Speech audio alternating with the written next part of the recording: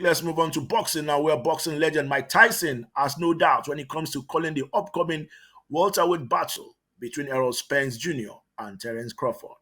A deal is yet to be officially announced, but the boxing world expects Spence and Crawford to go at it probably in Las Vegas this fall. What makes this fight so tantalizing for boxing fans is that both boxers are in their prime, and all four welterweight belts will be on the line. Winner takes all. It's a tough call to call between both elite boxers, but Mike Tyson has a clear feeling. He had no doubts and replied with just one word: Crawford. Now, do you think Crawford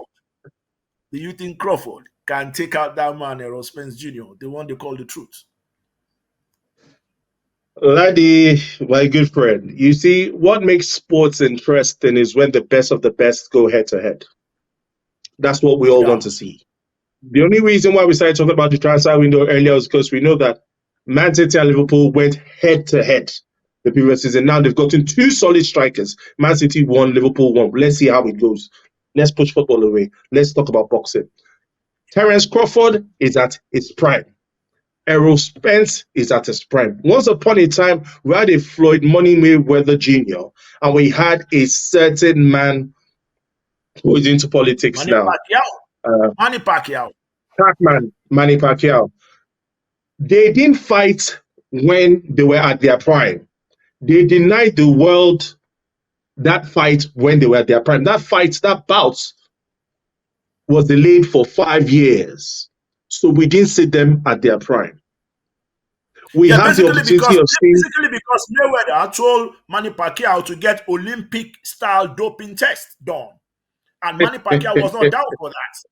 And it's part of Laddie, politics of the game. For whatever reason, I know the reason, but we both know it was political. Let's put it aside. Let's put Highly it aside. political. You have to be smart. You have to be smart, Dele.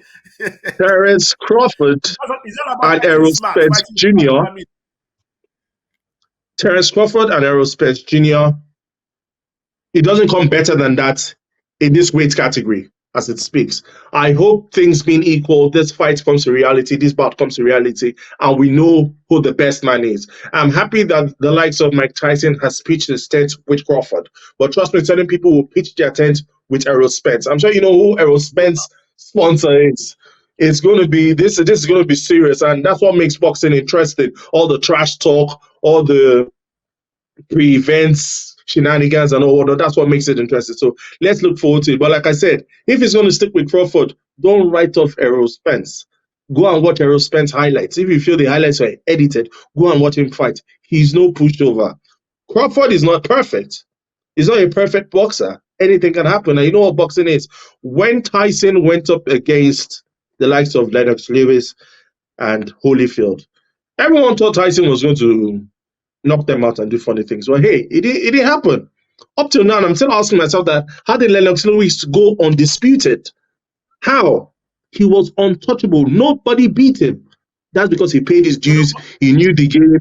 He knew when to accept bouts and all whatnot. So boxing goes beyond what you do in the ring. It's no also about doubt. what you do outside the ring. If you talk about Mike Tyson right now, why did what's it called? Lennox Lewis. What's it called? Lennox Lewis. How come he went on skates? He was not defeated. But we all know that when Tyson was in his prime, he was not a disciplined athlete. Tyson was not a disciplined athlete. You remember the fight he had against Buster Douglas Jr. that he lost to Buster Douglas? Yes. Tyson had a party. He had a party with so many ladies some few days to the fight. You know, he felt probably he saw himself as a superhuman being that can't be defeated. So he went in with so much complacency. He was overconfident.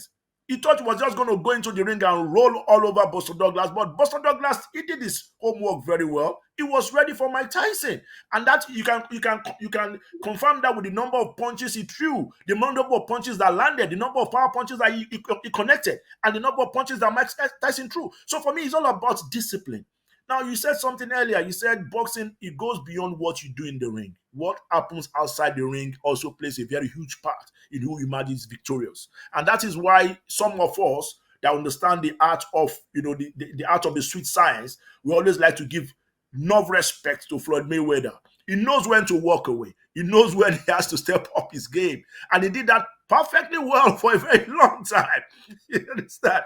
Perfectly well for a very long time. So for me, Errol Spence Jr., fantastic boxer, a great southpaw. Crawford, a guy that can switch from orthodox to southpaw. He knows how to do it. He can do whatever. He can go orthodox. He can go southpaw. But I think I'm going to go with Errol Spence with Terence Crawford. I think that young man, that's what he takes. He has a very good chin. Although Errol Spence do have a good chin as well. So it's all about who is much more fired up on the night, who wants to make a statement, who wants to become a legend on the night. So let's see. Hopefully this fall, like the story said, we will find out who's going to go with the 4 belts, just like David Haney did all the way from down under. You saw that fight with Kambusa. Kambusa thought probably because he was fighting at home, he's got home support and everything going for him. But the young man has taken all the bet to Las Vegas. So anything can happen, man. It's all about who really wants it on the night. Is rumored to be the new Floyd Money Mayweather. I don't think so. I think he fought a Kambosa who was not really fired up for that fight. There was nothing so spectacular. David Haney didn't really do anything spectacular in that fight. He didn't really do anything spectacular in that fight. He knew when to step in and go, close up onto his opponent. He knows when to use his reach advantage. He knows when to use his eyes advantage. And he uses everything Ladi, that very, is very spectacular. Well. That is spectacular. That is reading the game. That is game management. That's what he did. Smart guy. Why would I go head on with someone who I don't cut up? That's it.